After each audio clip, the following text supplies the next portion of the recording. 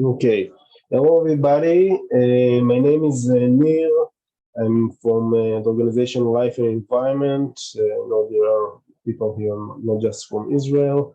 We are an organization that's dealing mostly with building infrastructure for the environmental movement in Israel.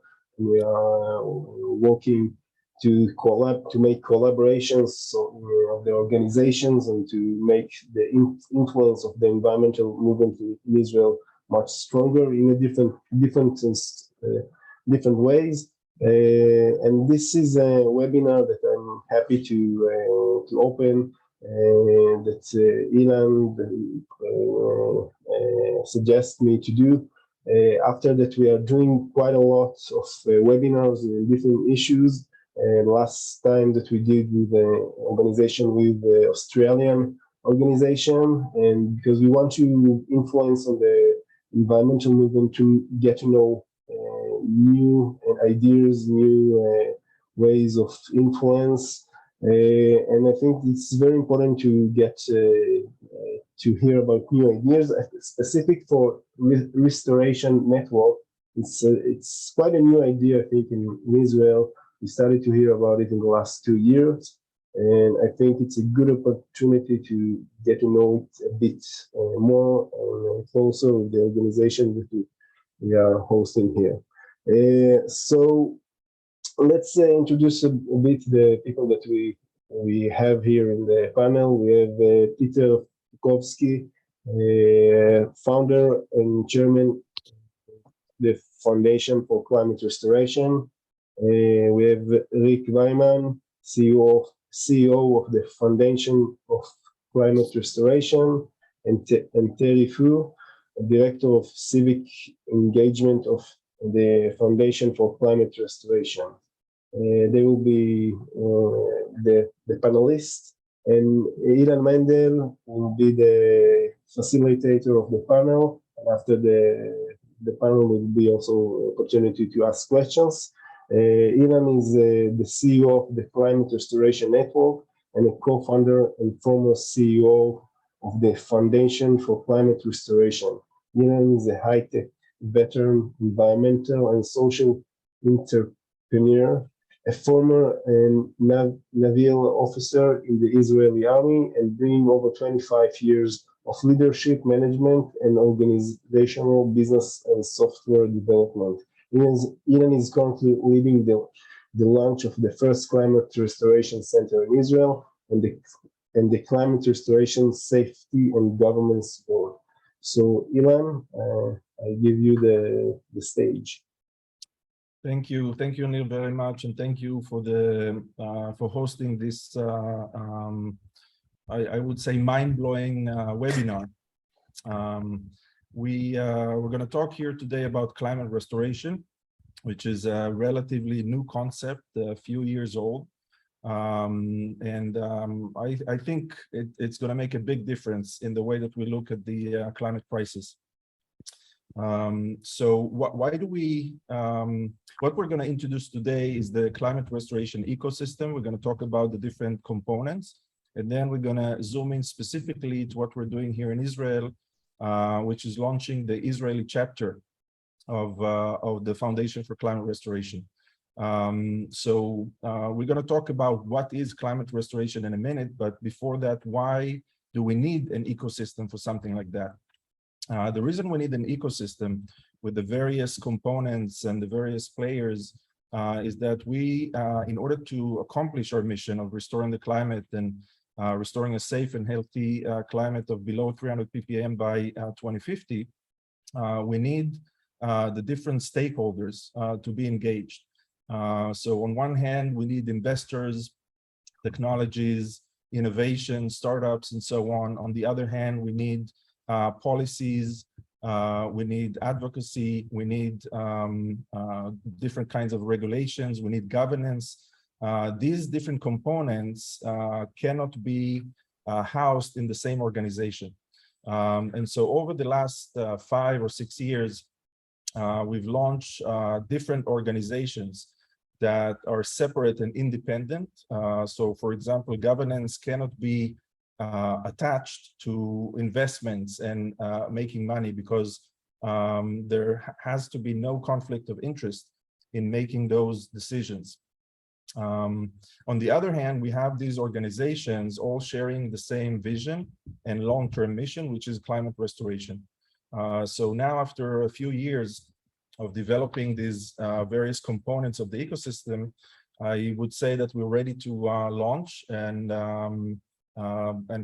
generate a significant impact in our dealing with the climate crisis. So I'd like now to introduce our panelists so you know them a little bit better. First of all, next to me, Ilana. Can we see you? So Ilana is my partner in launching the Climate Restoration Network, also my significant other. I'm going to start with Peter, a dear friend and mentor. So Peter Fiakovski is an MIT-educated physicist and engineer, serial entrepreneur, philanthropist, social innovator, and author.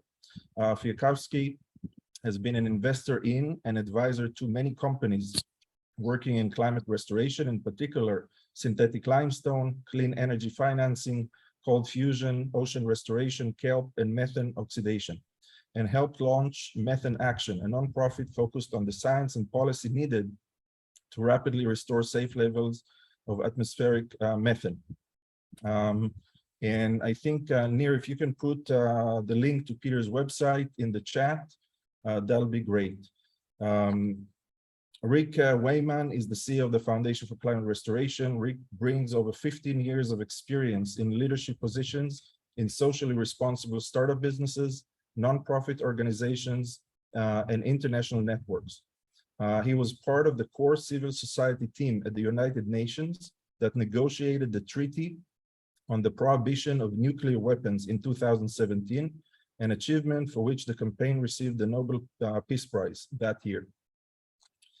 Terry Pugh is the Director of Civic Engagement of the Foundation for Climate Restoration.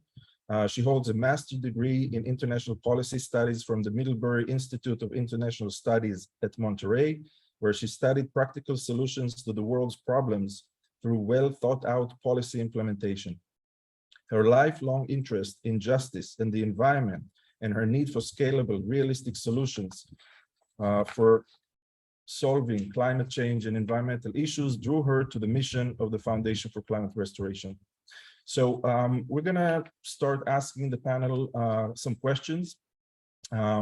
If you have questions to any of us, please put them in the chat, and we'll have time once we finish the panel conversation. We're going to have time for some Q&A. So before we jump into the panel questions, I want to share with you the different components that we're going to be describing for you. So the nonprofit side of the climate restoration ecosystem holds the Foundation for Climate Restoration with Rick and Terry, and I think Erica is here, the COO, and Sharon is here, the current chairman, so welcome. The foundation has 40, even 40 plus local chapters around the world, and is focused on advocacy, education, and policy. And you can see the link to the foundation website in the chat.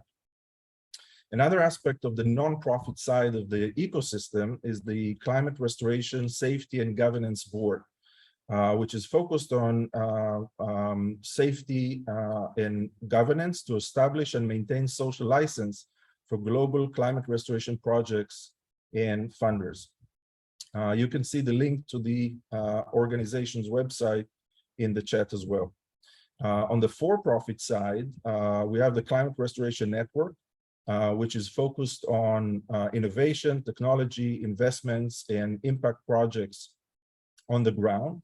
And the Climate Restoration Network is launching now the first Climate Restoration Center here in Israel that will focus on accelerating technologies and startups. That's one aspect. The other aspect is managing projects. And the third aspect is carbon trade. So without further ado, let's start with Rick. Rick, please explain to us, what is climate restoration? And specifically, what are the mission and objectives of the Foundation for Climate Restoration? Right.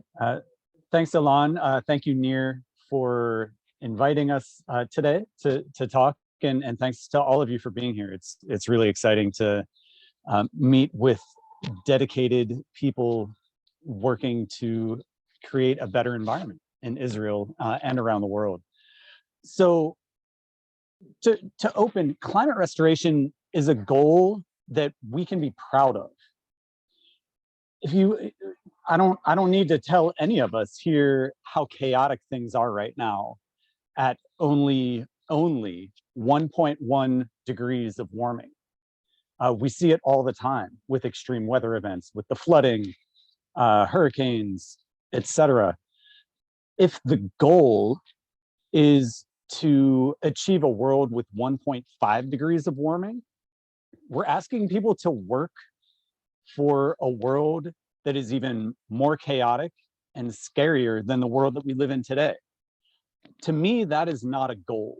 So the goal of climate restoration and the goal of the Foundation for Climate Restoration is to reduce the concentration of carbon dioxide in the atmosphere from current levels, which are about 420 approximately parts per million, to pre-industrial levels of below 300 parts per million. So the foundation, as Alon alluded to, we work on a few parts of this climate restoration ecosystem, specifically policy and advocacy, youth leadership, and education. So I'll describe each of these in a little bit of detail here, but our website is in the chat, and I encourage you to go there to learn more about our work.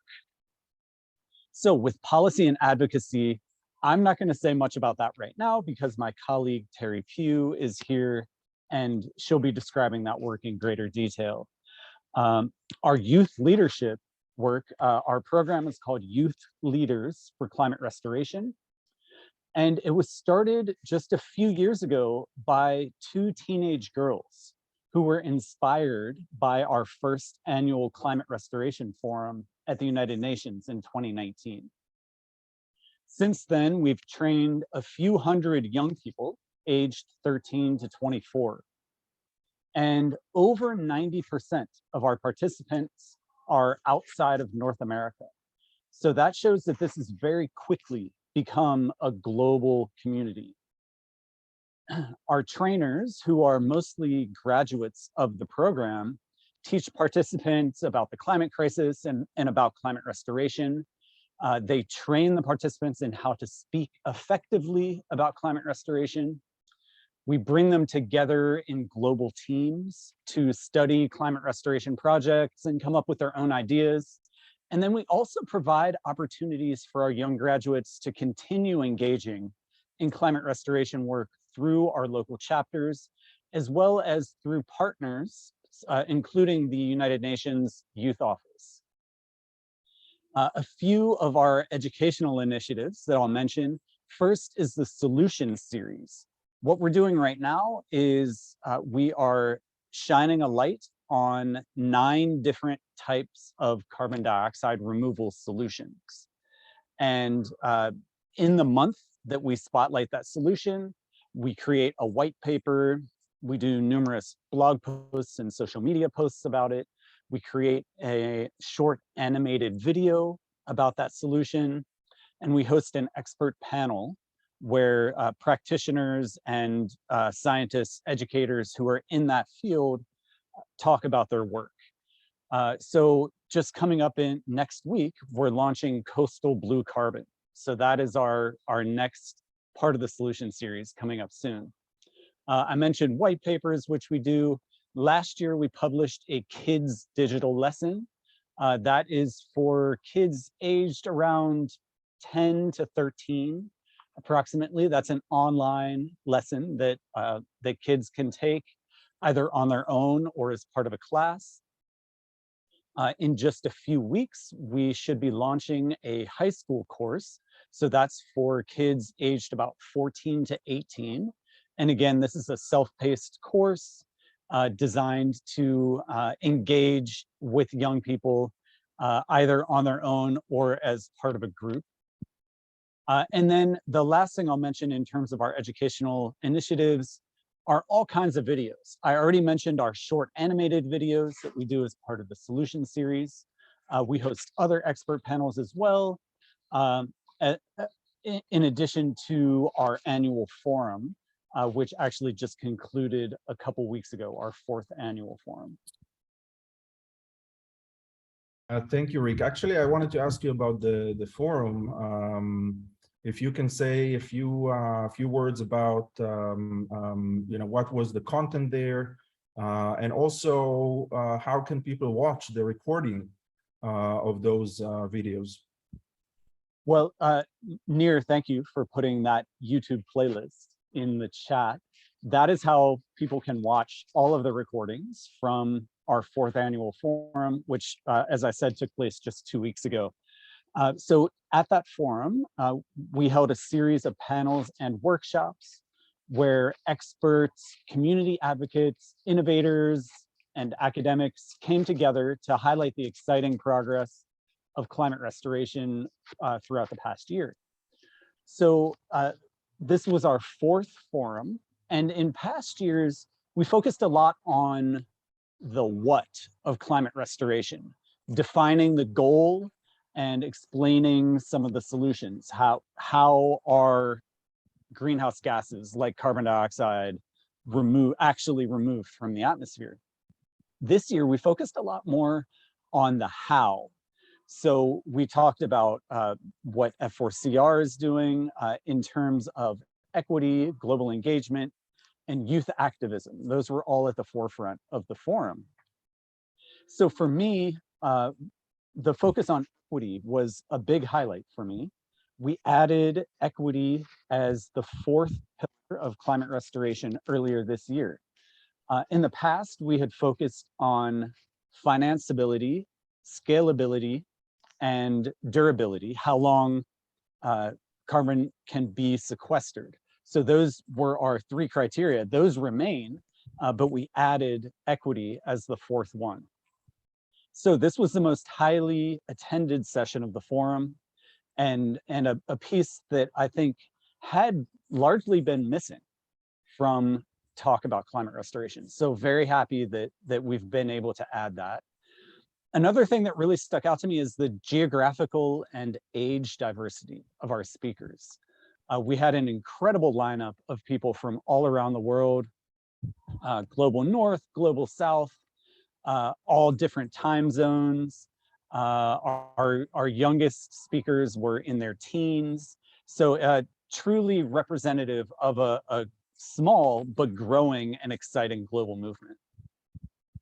Thank you, Rick. I can tell you that one of the things that I liked about the forum is the session about how GGR is the new CDR, right? So we're now not just focusing on carbon dioxide removal, but on greenhouse gases removal in general, and I really like that distinction. Thank you, Rick. Let's move over to Peter. You were the founder of the Foundation for Climate Restoration in 2017, and since then you've been quite busy. You're involved in several projects. If you can describe your journey to us, and what kind of projects you're involved and why they're important. Yeah, so not to take too much time with that, the orientation of what I'm doing is my personal mission, which is to leave a world that we're proud of to our children. And along the way, about 8 years ago, I got very clear that if we had a climate that humans were unlikely to survive, I would not be proud of that, to put it mildly. And so that rapidly rose to the top of my attention. How do we restore the climate? And I was surprised to find that there was no one else asking that question yet. This was around 2012, 2014, people were asking, how do we stop emitting CO2? But no one was asking, how do we actually give our children the climate that humans have survived long term? And so, so out of that came by 2017, working with you, Alon, and many other people here, of course, my wife, Sharon, Erica, that climate restoration, the foundation. And the foundation took on the relationships with originally with the UN and the Vatican, but also now with education and policy. As that moved forward, it was clear that the next step was to really accelerate the companies involved. And so those of you who have read my book, you know, here it is, always at my side here, Climate Restoration, the only future that will sustain the human race. So with that, we started working to get the the ocean restoration going again, to accelerate the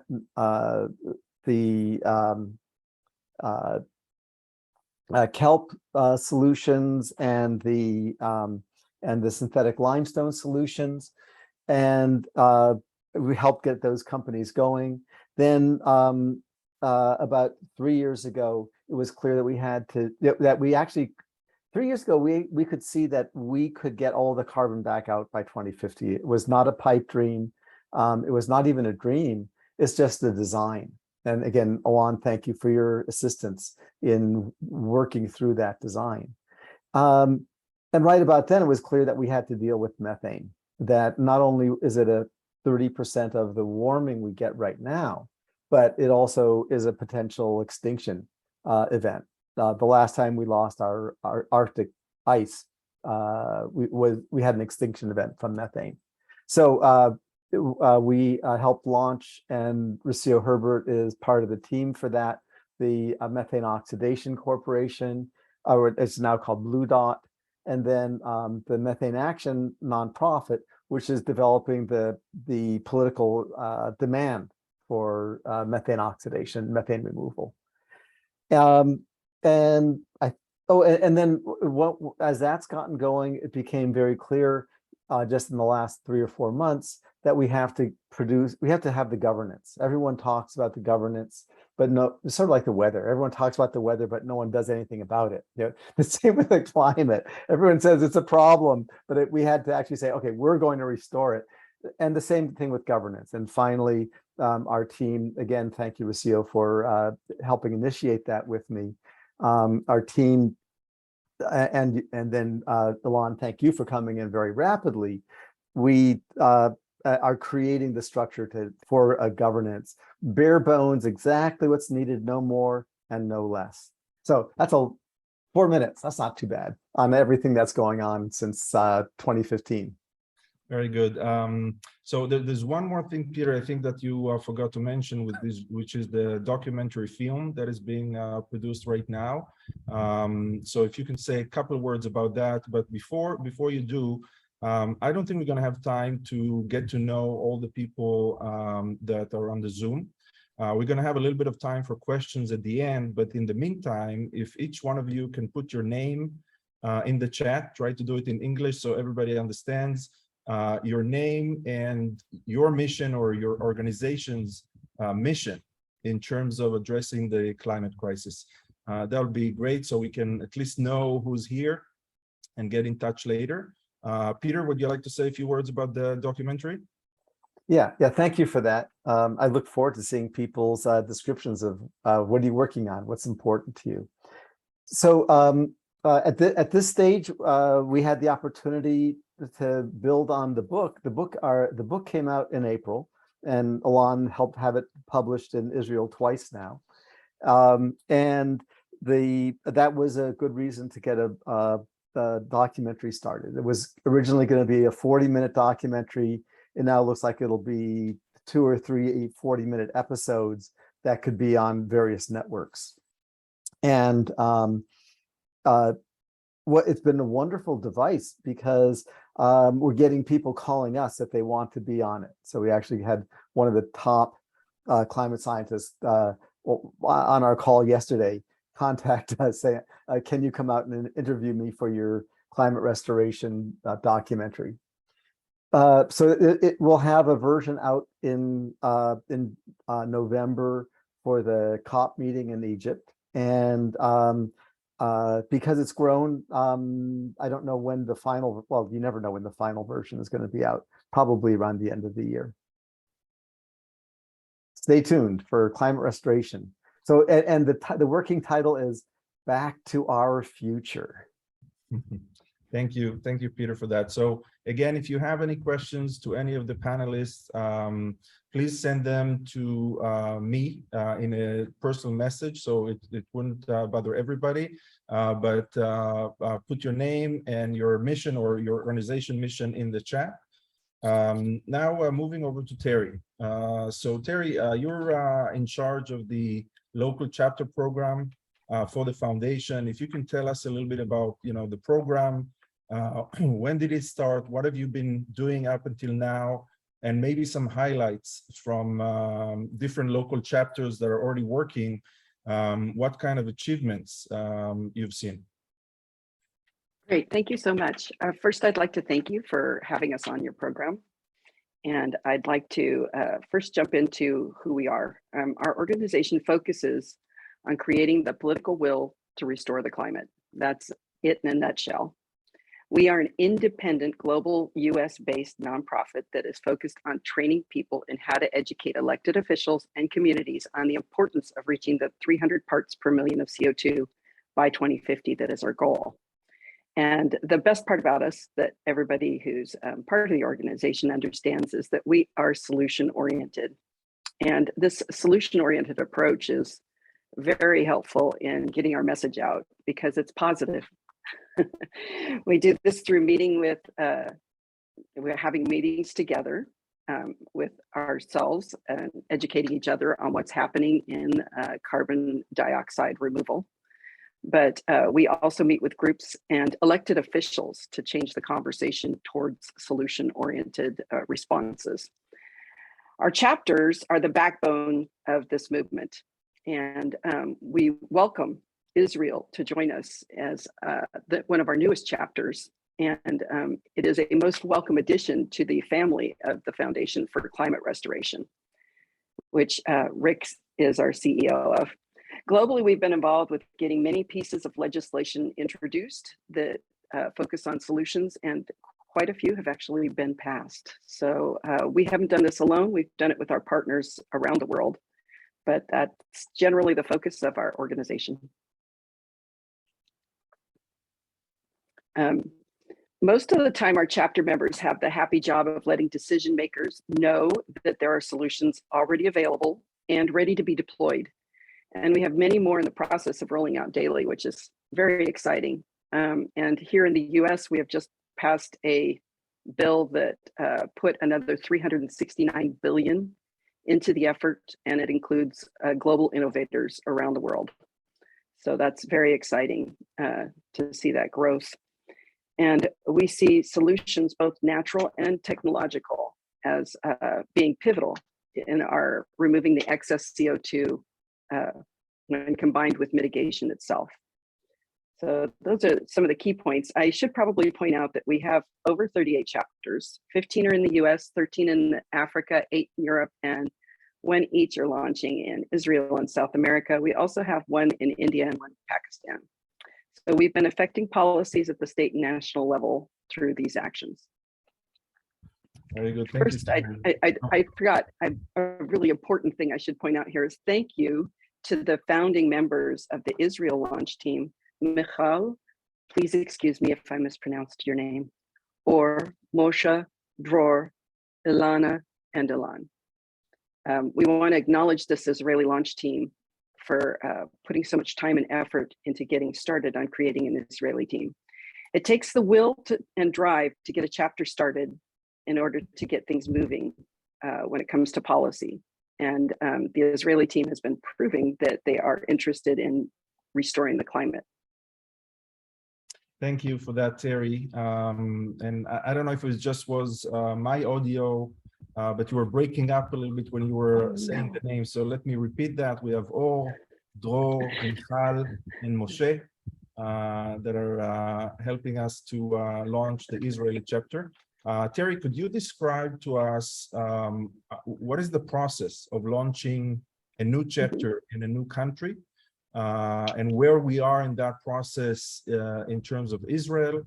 When is the launch, the official launch date, and if people want to join, how can they join? Wonderful. And I'm surprised to find that the powers that be are supporting me in covering up my possible mispronunciations of those names. That was wonderful in a twisted way.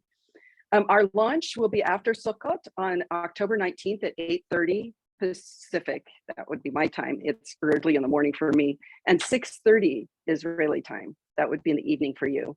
The process is to have weekly meetings to discuss the Foundation for Climate Restoration. And there are 4 trainings where we discuss how to connect with officials and build up community together. The monthly commitment following that is to attend 3 hours of meeting a month, plus go with any of the others along with meetings to talk with officials. So if somebody scores an actual meeting with an elected official, we don't want them to have to go alone. We want to have teams of people going in together. So you are committing to going with other people who are visiting with their official. And the great part is that that's part of the community effort. You'll work together as teams. And honestly, we've been finding it's a lot of fun. I've been finding myself almost more social during this time of upheaval in a way. During COVID, I've had more visits with officials than I did during the normal experiences when we had to visit in person, partially because COVID has been working in our favor, making our officials more accessible. I hope it's the same for you in Israel, but that's what we've been finding. And it's also been helping us to cooperate with other teams that are pointed in the same direction. The other chapter meetings that will take place at the team's choosing. So you'll be choosing an additional hour aside from the group team meeting with everybody in your time zone. So if you want to know how to engage or how to contact, please contact me. I'm Terry, as you can see in my my lower panel. It should have my name, Terri in English.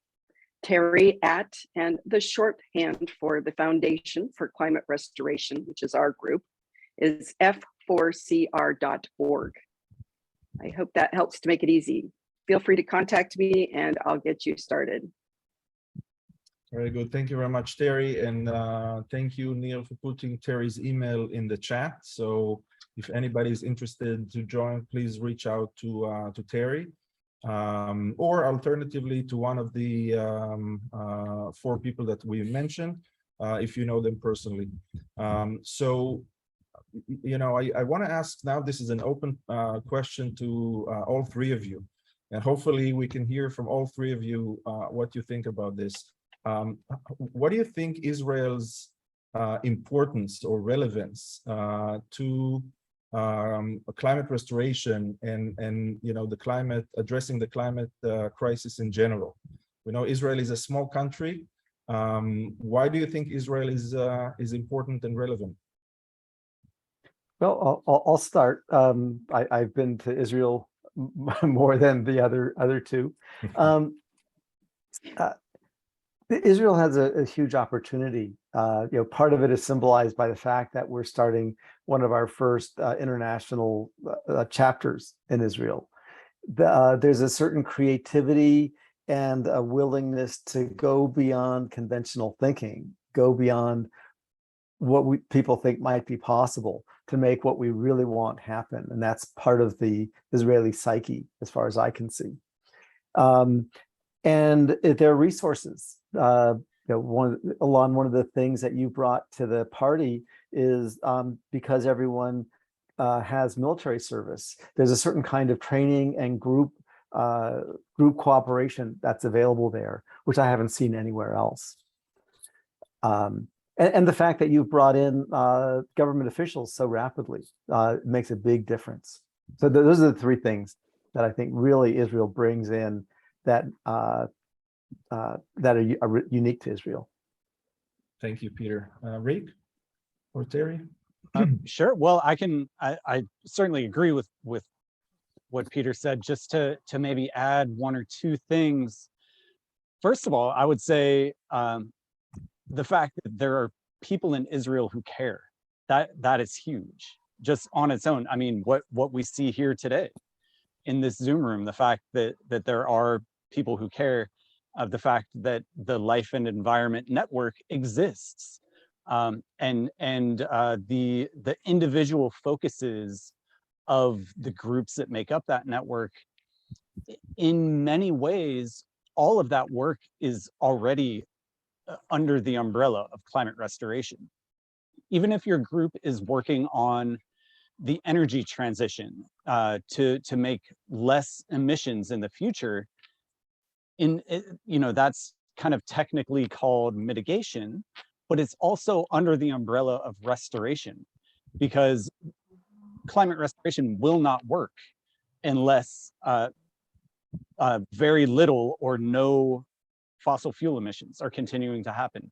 So everyone has a role to play already. Everyone is playing a role already who's involved in environmental work. And this is a different way to think about it, a different way to focus. And as I said at the beginning, just a bit more of an inspiring yet achievable goal. So very happy to connect with all of you in Israel. And the last thing I would say is, even though Israel is a small country, relatively speaking, we're at a point where we need to see examples taking place. We need to see more pilot projects of climate restoration solutions go into effect. A small country like Israel has the ability to be more nimble and to implement these things on a faster timescale than some of the larger countries that just have longer decision-making timeframes. So that's another exciting thing that I think Israel brings to the table. Very good, thank you, Rick. And Terry, you have the perspective of launching almost 40 chapters in various places in the world. So do you see anything different about Israel? I do. I personally think that Israel is a pivotal and an important part of any effort that is global. If it's apparent that Israel has always been a forward-thinking nation, it's always been oriented towards solutions. So our message is already on par with what the country itself has focused on in the past. But I think that when you look at how it's shown pivotal leadership, not just through the Middle East, but globally, it should be a prime center for somebody to want to launch an organization like ours. So we have a global effort that has been extending around the world, yes, but it is really important from my perspective that we have Israel on board and that we focus on Israel's importance, because it is a very important place to have our commitment work through its government levels. From what I understand, in August of 2021, the government adopted a target of reducing emissions by 27% by 2030 and 85% by 2050. That is incredibly strong and a powerful goal. And because of that, I think that it's proven that Israel's leadership on this effort is already engaged in motion. Understanding that in June of 2022, there's a 3 billion shekel government plan to develop climate tech. It seems to me that you are already involved in, as Rick and Peter have pointed out, restoring the climate already. But understanding the importance of keeping that momentum going is what we will be involved with. Thank you for that question. That was a great question.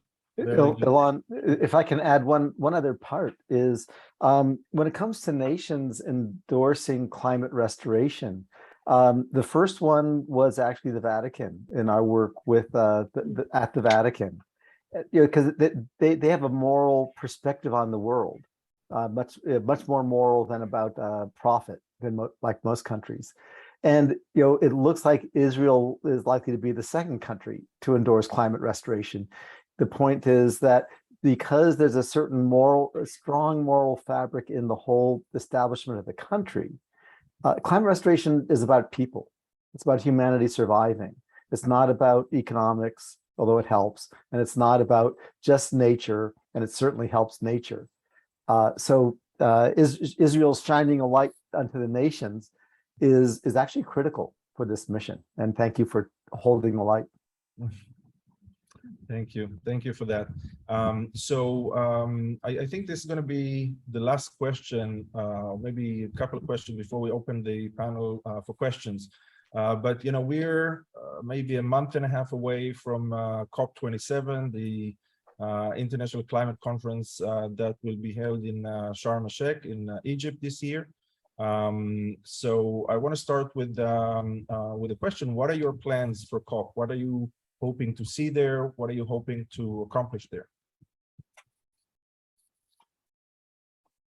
Rick, well, yeah, I can start. For the Foundation for Climate Restoration, our plans are still coming together for COP27. For any of you who have been to a big UN conference like this, that's pretty normal. The fact that we're 5 or 6 weeks out and still planning on what's happening.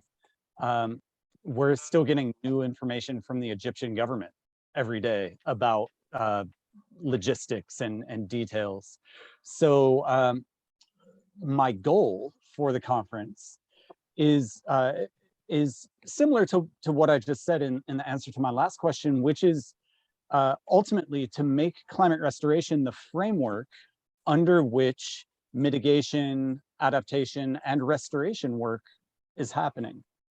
So for COP27, for 5 weeks from now, really the main goal is to have a presence there and talk about it with everyone who I come across, building partnerships with other NGOs, with governments, and there are a lot of local governments at COP as well. It's not just national governments. There are a lot of local officials from around the world who are represented there. So there are a lot of opportunities to build both governmental and non-governmental partnerships.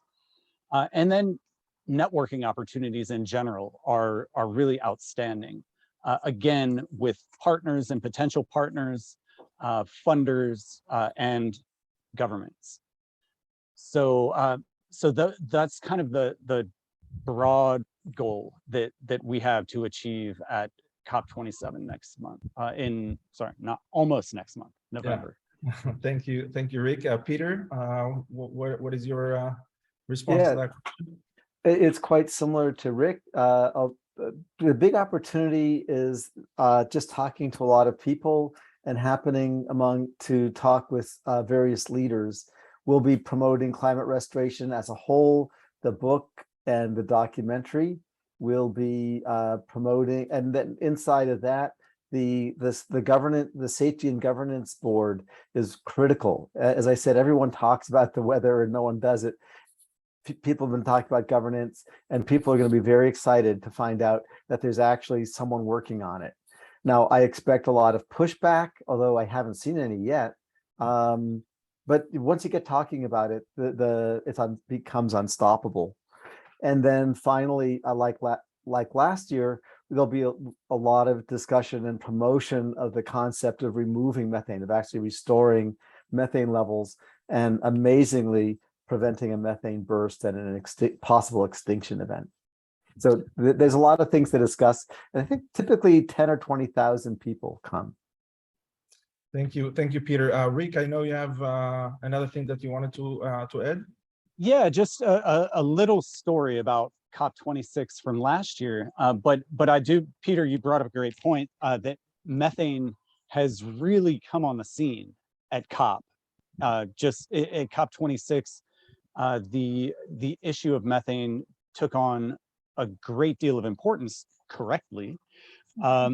And so part of our job is to increase the ambition when officials are talking about methane. So not just having it, not simply having countries commit to a 30% reduction in methane emissions.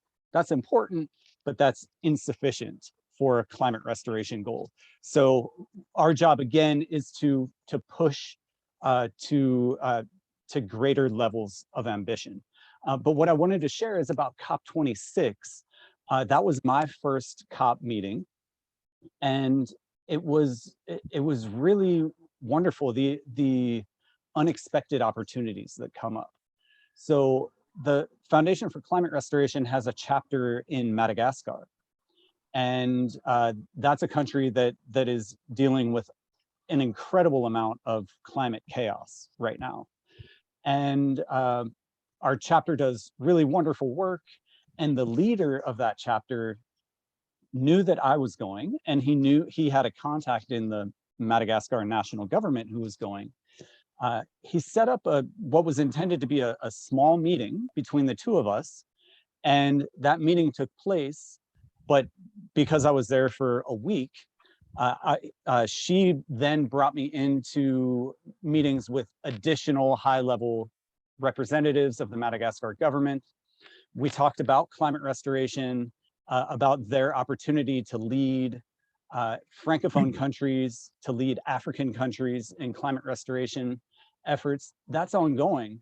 But the immediate connections that I was able to make for them to help meet some of their most acute climate-related problems was really fantastic. So, you know, they, as a relatively small country and small government, didn't have all of the connections. And so I was able to link them up with other NGOs that are working on coastal blue carbon solutions and reforestation solutions, which are some of the immediate needs that they have as they build up their climate restoration portfolio.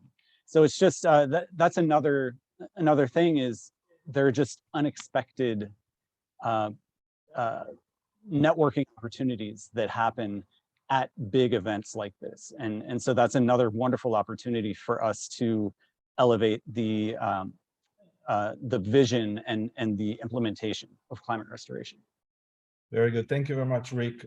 So in a minute, and before we open it up to questions, I'm going to ask, we have a few people here that are part of the extended team, right? So we have Julia and Erica and Sharon from the foundation, and we have Rocio from Blue Dot Change, and we have a few people from the Israeli chapter. If you guys want to say anything before we open it up to Q&A, just think about that, and I'll give you an opportunity in a minute. But before that, I want to say a couple of words about the Climate Restoration Network and the first Climate Restoration Center that we're launching here in Israel, hopefully this year. So the Climate Restoration Network is a network of climate restoration centers. And each climate restoration center is working in partnership with the community, with the municipality, or with the local or regional authority to launch projects in one or more of these areas that I'm going to mention right now. And this goes to what Rick was saying, that we do have a few big solutions, large-scale solutions, that could get the job done when we deploy them at scale. And you can read about them in Peter's book. By the way, I have a few, we just printed 200 more copies of the book. So I have them, and if you want to get a copy, please reach out to me. So in addition to those big solutions that could restore the climate and bring the greenhouse gas concentration back to 300 ppm CO2 equivalent, in addition to that, we want to brand all of the different climate activities as climate restoration, because we want everybody to work together, the entire world to work together and restore the climate for future generations and for our kids and so on. And so each climate restoration center is going to be operating an accelerator that works with technologies and focuses on innovation. It would initiate and manage impact projects that create impact on the ground, even if it's on a small scale. Once we create this network of hundreds, maybe thousands of climate restoration centers around the world, we're going to see the impact accumulating. And the third leg is carbon trade. And on that note, we're looking for a carbon trade expert to join our team. If you know of anyone, please reach out to me. The areas that the Climate Restoration Center will be focused in that partnership with the local community or municipality is carbon removal, emission reduction, food security, energy independence, regenerative agriculture, community engagement, and climate leadership. And as you heard from Rick and Terry, there are a few programs of the foundation that we're now looking to launch in Israel beyond the Israeli chapter, also working with schools and young people to train them in that program. So you can either reach out directly to Rick on the website of the foundation or through me, and we'll make that happen. So that's the Climate Restoration Center, hopefully launching the first one by the end of the year. And now let's see, Julia, Erica, and Sharon, would you like to say anything before we open it up to Q&A? No? Okay. Then Rocio or anything you want to add? Dror? Okay, very good. So this would be the perfect time to move to Q&A. Rocio's, Oh, Rocio, do you want to say something? Yeah, I was just wondering about community engagement and socializing methane removal in Israel. Like, you know, are you doing like outreach, or how are you educating the communities about, well, I'm working on methane removal, so specifically. I'm sorry, was that a question to me?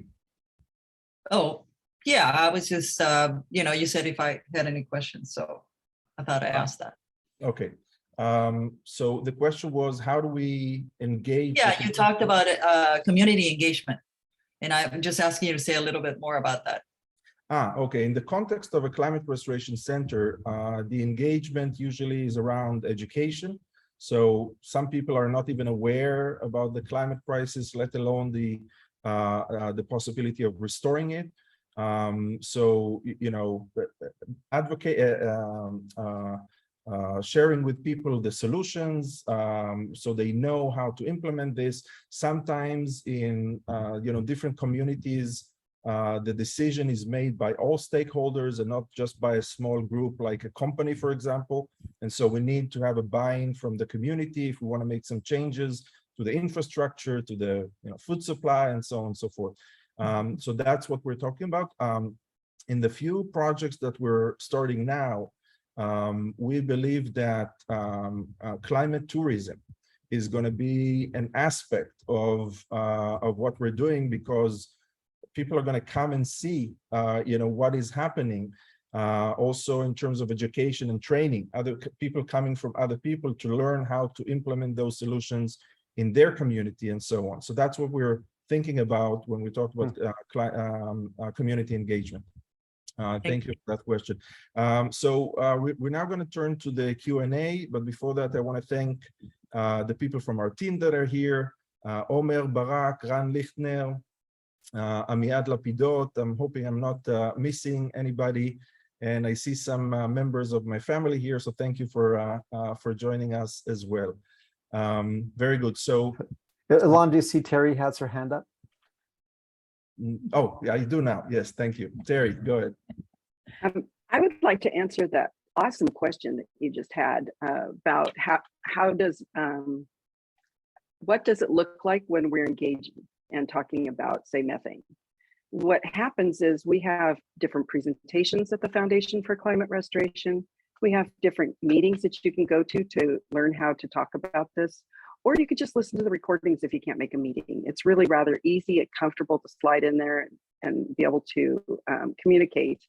When you go to talk to an elected official, you go with other people who will be with you to handle any questions that come up. As a member of our chapter of the Foundation for Climate Restoration, it's really a very cozy community from my perspective that will help you and support you in that process. It's not something that happens overnight, I have to say. It takes a little effort to be able to get the lingo, but it's really important that we all learn how to speak this language and to let others know that there are solutions and that climate restoration is not a fantasy that belongs in the future. It's happening already. I've had conversations with Peter and with Rick where we've discussed how this process has been going on, and it will get stronger as we move along. And these conversations are ways to help that process build momentum. Thank you for the question too. Thank you, Terry. Peter, I think you're supposed to leave in a couple of minutes for a meeting, right? Yes, yes. Say your final statement. Well, yeah, well, so I want to thank you, Alon, for starting this and having the program. You know, what Rick shared about Madagascar has turned into a lot of work in climate restoration in Madagascar. It's been amazing to see. I had forgotten about his meetings last year. And my next call is with the World Bank, where they're looking to see how they can support ocean restoration for the first time. And that came out of similar conversations. The point I'm making, what I want to point to is that these little conversations are falling into a very rich soil now. And so everyone in here, I invite you to continue contributing and engaging, because there's almost no one else doing it. And almost every conversation you have is going to roll along and have a huge impact. And there's no predicting what the impact will be. But my next meeting today is with some of the top indigenous leaders. Again, that came out of one of the meetings at a COP. So just thank you everyone for being here, and we'll see you around the campus. Thank you. Very good. Thank you very much, Peter. Good luck with the meeting. So now we're going to open it up to Q&A. I actually wasn't able to follow the chat to see if there are any questions. So I think we can just open the mic and ask questions, and hopefully that'll work out well. And we have Terry and Rick here with us to answer any questions. I'd love to start. Alon, please go ahead. Yes. So I'm Alon. I'm the responsible of the climate subject in the sorry, I don't have a very good English, of the Youth Student Council in Israel, the National Student Council. And I'm also starting now a new organization of youth leadership about very proactive projects and how we really do acts about climate. And I wanted to ask you, how do you think that you can support the role of youth and youth leaderships? Sure. Well, I can start with that. First of all, thank you for the work that you're doing. Really happy to know that that you're paying attention to this on a national level in Israel. That's fantastic. So what we try to do, I mentioned this a little bit in my earlier remarks, but we seek to train young people individually in what climate restoration is, how to speak about it effectively, but the really key parts of what we do are, first of all, connecting them with a global community of other young people, of other students who are similarly focused. And that has been very empowering and really wonderful, because often what we see with the climate crisis is people feel like they're alone, or they feel hopeless, or they feel too small on their own to make a difference. And by introducing them to this community, that shows right away that they're not alone, and that together they have a great deal of power. So that's one major benefit. The other thing I mentioned a little bit is connecting them, again, connecting young people with the networks that we already have. There are a number of partner NGOs and then UN level entities like the UN Youth Office that have opportunities for young people to contribute to the climate conversation. We find it very beneficial to recommend to the UN Youth Office young people who have gone through our program, because that gets climate restoration into the conversation. So there's a benefit to us, but it's also an incredible opportunity for a young person. I can't imagine myself being, let's say, 20 years old and having an opportunity to speak at a UN level event. That would be absolutely incredible. And it's so, it's just so wonderful to know that those opportunities are there and to open those doors for people. So those are a couple of the benefits that we particularly seek to provide to young people. And I would like to say that it's quite impressive that anybody who's, say, 20 is starting to grasp these subjects in any in-depth way, because at 20 I was getting married as part of my demographic. That was normal. But what I find is that your demographic is superior, and that you are focused on reaching out and understanding the world before you go into the more traditional necessities right away. I appreciate the fact that you're understanding this issue and looking into this issue now. And that's part of what our organization, the Foundation for Climate Restoration, focuses on. We just really, really try to help people have information so that they can move forward in conversations. It's these conversations that are actually creating the solutions around the world. So everything that Rick said and more, I'm just really impressed with your work. And I hope that you keep moving forward in that same direction. Oftentimes, younger voices are not heard in larger political efforts. And that's part of why this particular subject is really having an impact globally amongst everybody in the same age group, because they recognize that they will be the carriers of all the efforts that have to come from fixing these climate change issues. So your work is definitely before you, and you will probably be one of those leaders that helps others understand what needs to be done to keep the solutions moving forward. So thank you, and I commend you for your work. I hope we support you in every way possible. Thank you, Rick and Terry. First of all, Alon, I would love to be in touch with you and see how we can support you and your organization and your vision. I'd like to add a couple of things. First of all, it's important to understand that, you know, we may be starting the project of restoring the climate, but it'll be your generation probably that's going to finish it.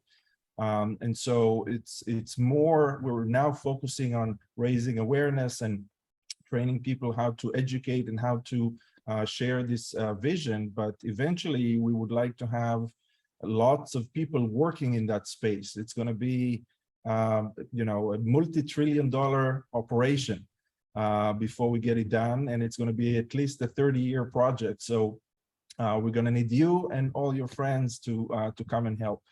The other thing that I wanted to mention is that in most conversation about the climate crisis, when we hear that, you know, maybe we'll be able to keep it below 1.5 degrees, and then even if we do that, maybe we'll be able to survive and avoid the worst consequences and so on. And what we're talking about here, you know, climate restoration is actually, it's a celebration. It's a big party that we're all coming together to really create the future that we want, a future, like Peter said, that we can be proud of. So I think it's a very refreshing and hopeful perspective inside that very depressing situation that we're in. So Alon, please reach out and let's be in touch. My email is here. I hope you can see it. Yes, I can. Very good. Thank you very much for this, Alon. Any other questions? I'd like to go back for a moment to what Alon just alluded to. And it's also important to recognize that the world economy is also banking on this world that's being created. I mean, we can't stay within the confines of the previous economies. They're not going to work. And it's really important for older people as well as younger people to understand that the trillions of dollars that are going to be created tomorrow are not going to come out of the old pathways that have been clung to so tightly. There's going to be a lot of new innovations. And the wonderful part about these new innovations is they're not dependent upon locations that have fossil fuels underneath them. And that leaves this new economy to be a much broader, much wider expanse than many people seem to be recognizing. So I want you to hear the idea that not only is it just sensible from the perspective that we all want a beautiful, bright future, but it's also important to recognize that there's a lot of normal things that will come out of that.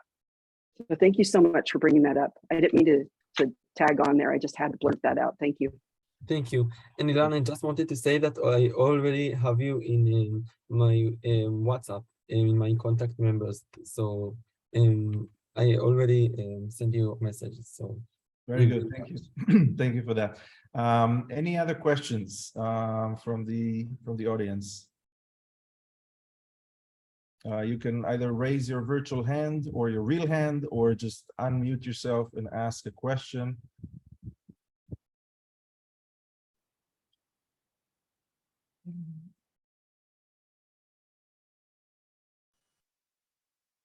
Okay. If anybody has, is easy. There is a question from Michal. Yes, if anybody wants to ask the question in Hebrew, I can translate it if that's an issue. Michal, please unmute yourself and.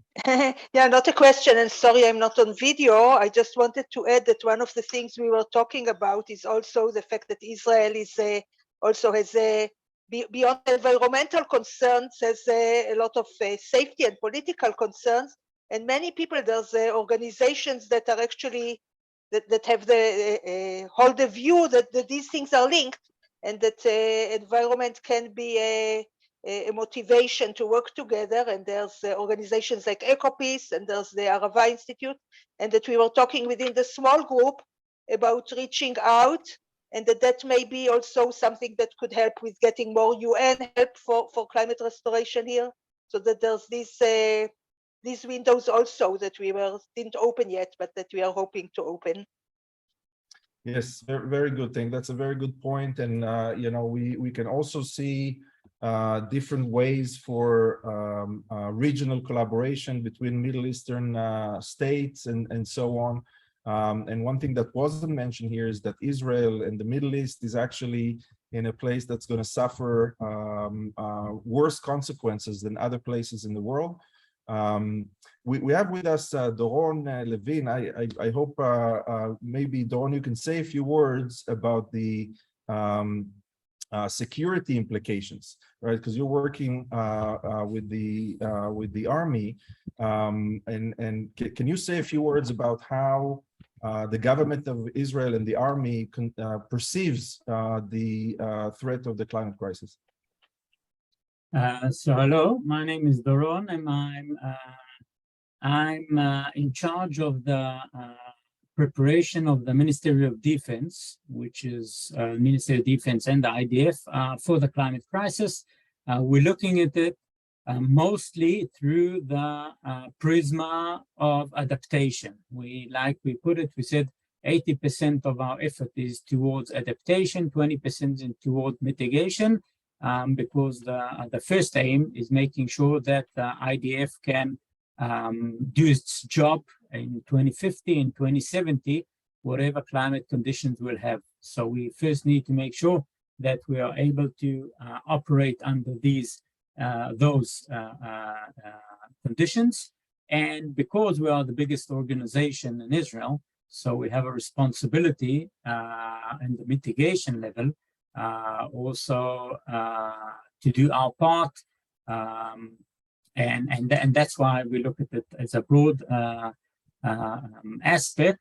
I would say that the government decided that the different ministries need to prepare a plan like that. They decided about 4 years ago, but like you all know, the climate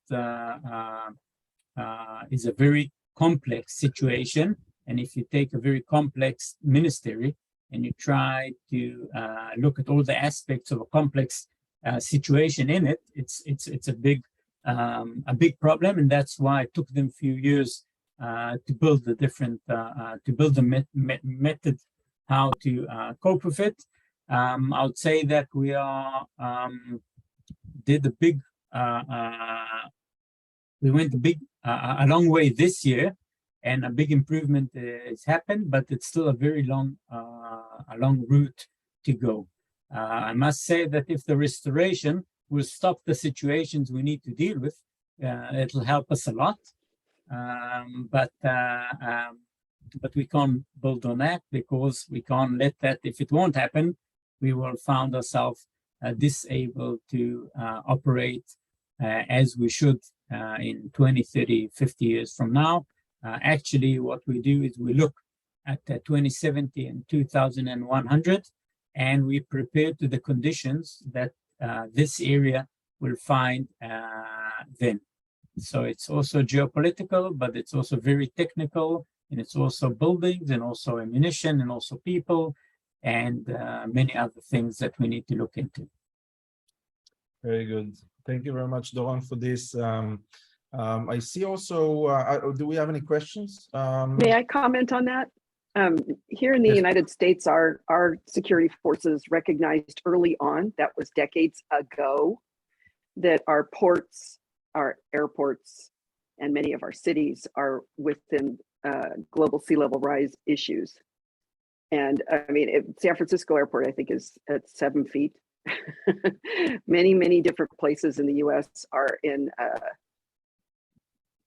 I would count them as in dangerous situations, but from security reports that I've read, there's a huge focus on it. Even many of our military installations happen to be close to sea level rise. So these are issues that we've been looking at from a security issue perspective for a long time. I hear what you're saying, and I recognize the importance of national security issues when it comes to climate change. And yes, climate restoration could save everybody from having to pay the extra money and go to the extra effort of dealing with those particular perspectives. But it's not always easy to get all the political officials to see. And that is particularly why just talking about restoring the climate is an excellent way to get into those conversations. And I've had those conversations with people who are extremely security minded, and they really hear them in ways that they don't always hear other parts of the environmental issue. So thank you very much for bringing that up.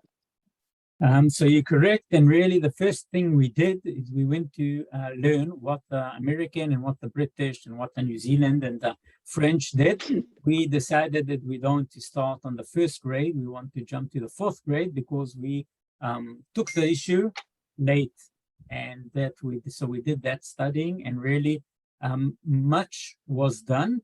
I must admit that when we talk and we have discussions also with the British and also with the Americans, I feel that in the mitigation, they know what they want to do. In the adaptation, I think they are still very puzzled. It's not as easy as it seems, because the problem is very complex. Definitely for the United States, which is spread all around the world, and it needs to deal with different climate areas. And really the problem is complex, but I do think that it's an opportunity to join together different armies, different ministries of defense for positive aspect, and not only for other aspects. You know, since we stay very solution focused, it's easy to have conversations along those lines as well.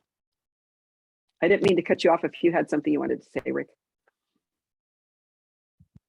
No. No. Okay, very good.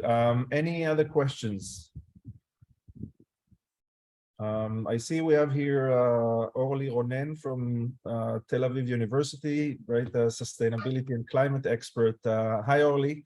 I don't know if you remember, but we met 3-4 years ago when I was working with Tal Ronen. I'm wondering, what do you have to say after this presentation? Well, first of all, it gives me a bit of optimism, I have to admit, because I'm working mostly on the on the local level, on the city level, and I have to admit, and mostly on adaptation.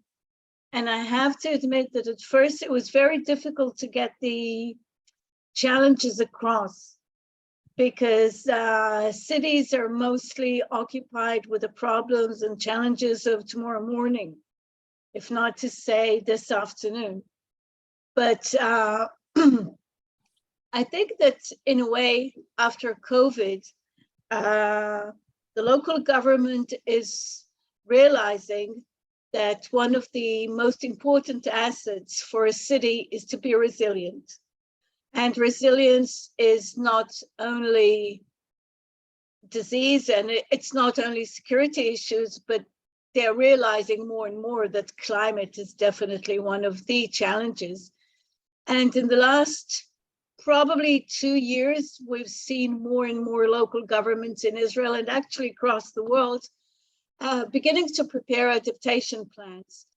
And I think that possibly one of our key challenges would be to sort of ground these plans and enable authorities to make short time plans and to adapt them continuously. This is, I don't know how many of you are familiar with the way that local governments, especially in Israel, but not necessarily only in Israel, the way that they plan and operate. Usually plans take a very, very long time. They're not flexible, they're not adaptable.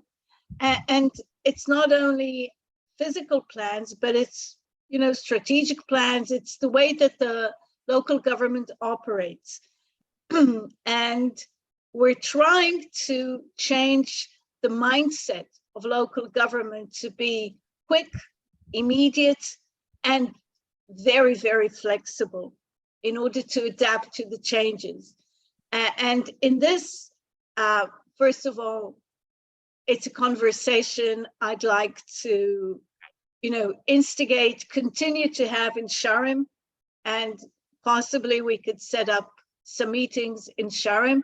There are also going to be local government representatives from Israel and other places around the world. So that would be a wonderful opportunity to share ideas, to share fears and concerns. So I'd be very happy to, to continue this conversation. Very good. And thanks for giving me the opportunity to speak. Of course. And I think that, what we're creating with the Climate Restoration Center really addresses that issue, where we create a partnership between the municipality or the community or the city, and bring in solutions with that flexibility and with that acceleration. So I think it would be very interesting for us to connect, Orly, and talk about that. And we have here with us Noga, who is I hope I get her title right, from the environmental unit of the Regional Authority of Carmel. Was I? Oh, for Carmel, yes. Yes. Okay. Maybe you can, and I think you can talk about these challenges, right? Where I think in the last couple of years, we saw that more and more people and communities and municipalities are becoming aware and creating those plans and visions, but the implementation is a little bit challenging. Maybe you can say a few words about that. Well, first of all, we can see how it affects us immediately. We see more floodings, we suffer from fires, and especially it's getting hotter and warmer, and it affects us directly. As a municipality, we first of all have to be prepared for the worst case scenario, and also be able to help our citizens whenever they meet these challenges. And it's happening already. We see it every day. We have to prepare ourselves for what to come, but it's already here, and it affects us during all year long. It's a really good question how to do it. I mean, fires is a big issue in our area, and also floodings, and also we are near the shores, the sea. So from everywhere we are affected.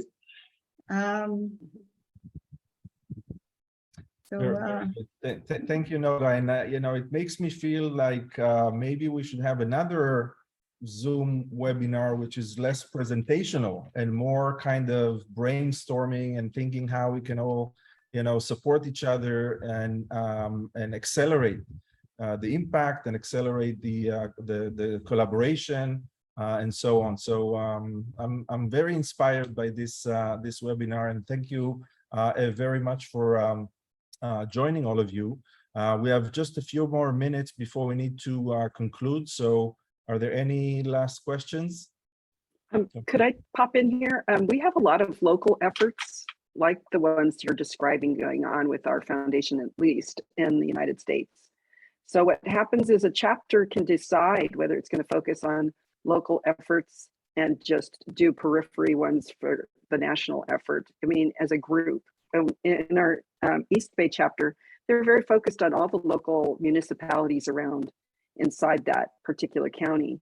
And what they're doing is they're focusing on specific governments, and they're pushing for the idea that the governments use carbon sequestering cement in their projects, anything that they're involved in building. And that's actually having an impact already. When you consider that cement is 7% of global emissions, it's like its own country. It's horrendous. So even a municipality should feel great value in being involved in this this effort. And that's actually where we started. A year ago, we were only talking about local efforts, in even when we were talking globally, we weren't talking about national. I think we switched to a more national and international policy effort. I mean, we had chapters around the world, but policies we weren't really pushing for until COP of last year. And that's where the conversation changed, and we became involved with Luxembourg's and other efforts around the world. I think we have one going on in Ireland. We have quite a few going on. And it's really important to recognize that within the chapter framework, you can do a lot of amazing things. Terry, Thank you. If you could share those case studies, it would be wonderful, because I would like here to in introduce Israel, you to them. Okay. I'll just introduce you guys in an email. I put Wonderful. my email in this chat more than once. Send me an email so I have yours. I And will. then I'll Thanks. introduce you to Alan Hyman, who runs that particular chapter. He's very focused on us, on specific municipal efforts. Okay, great. Thanks.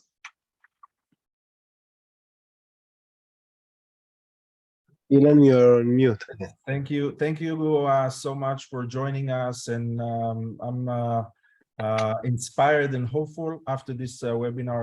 I think this is just the beginning of climate restoration here in Israel. We will restore the climate. We are restoring the climate, and we owe it to our children and future generation. So thank you very much all for joining. Thank you, Rick and Terry and Peter that left for being the panelists. Thank you very much, Neil, and Life and Environment for hosting. And we'll be in touch. Have a good night, and Shana Tova, everybody. Thanks, everybody. Shana Shana Tova. Tova. Everybody.